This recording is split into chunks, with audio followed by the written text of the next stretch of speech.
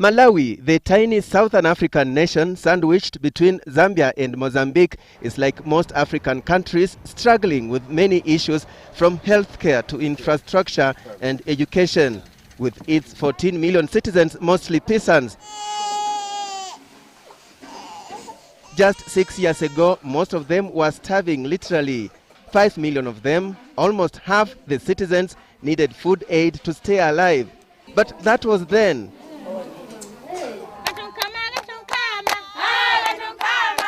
Malawi's story is now one of abundance.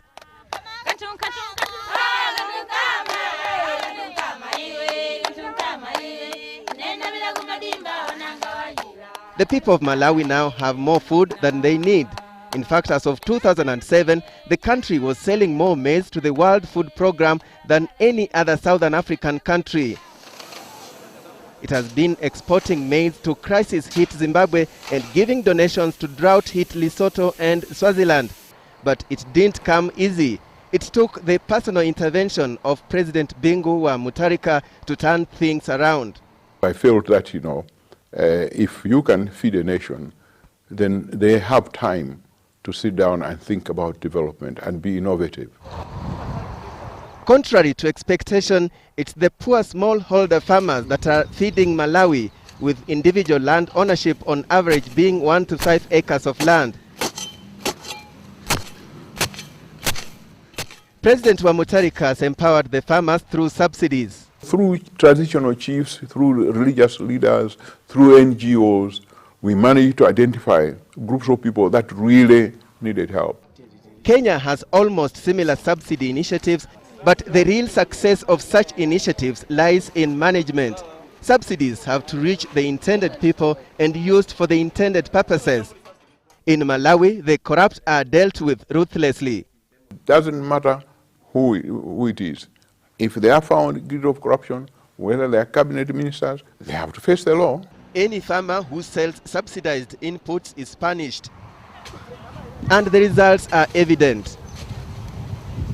Proper farming methods, and also coupled with irrigation.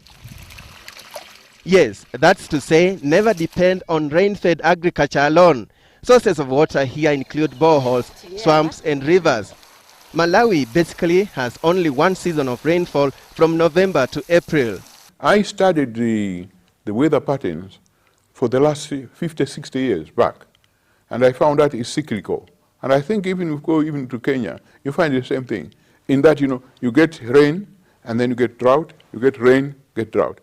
Now, if our experts would sit down and look at this pattern, then during the time when we have rain and we have bumper crops, let's have storage. Malawi maize is non-GMO.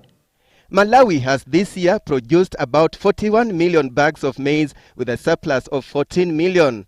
Kenya, on the other hand, produced 26 million bags last year against a consumption of 35 million bags, therefore registering a deficit of 9 million bags. This year, the estimated deficit is 20 million bags. In 2006, Kenya had a surplus, but the question is, does the country manage surplus effectively? While they say every country has its own systems, the Malawi government has cushioned farmers from unscrupulous middlemen by controlling prices. And Mutharika is not just president, he's also in charge of the Ministry of Agriculture. Because it's right in my heart, it's nothing to do with trust. Multilateral donors were initially skeptical of Mutharika's policies. But he told them, let the work of my hands speak for me. Alex Chamwada, Citizen TV, Lilongwe, Malawi.